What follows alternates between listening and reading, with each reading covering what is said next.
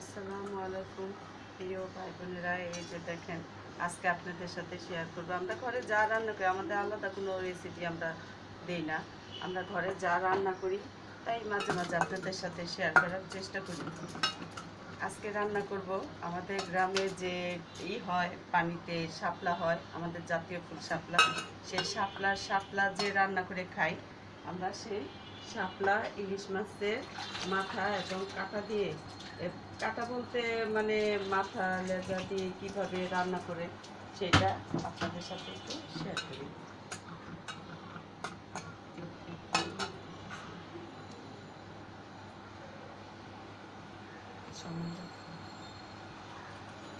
লাগাইতে দিব পরে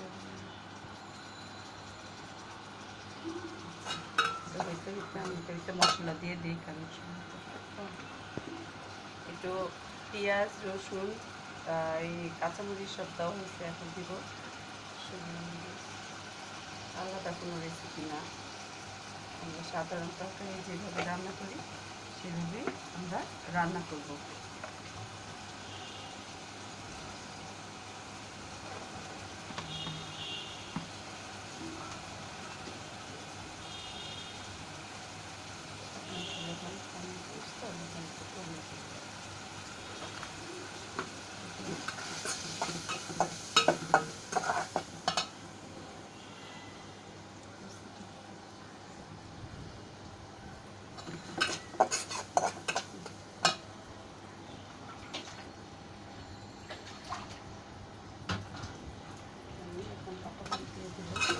কেউ যদি এটা মানে কাটা কাটা না করতে চান, সেটা আস্তে করে যে উঠে কষানোর পরে উঠিয়ে রাখবেন, রাখা এই যে কষানো দিলে উঠিয়ে রেখে তারপরে শাপলাটা দিবেন, তাহলে আর দেখবেন মাছটা কাটা কাটা হবে না।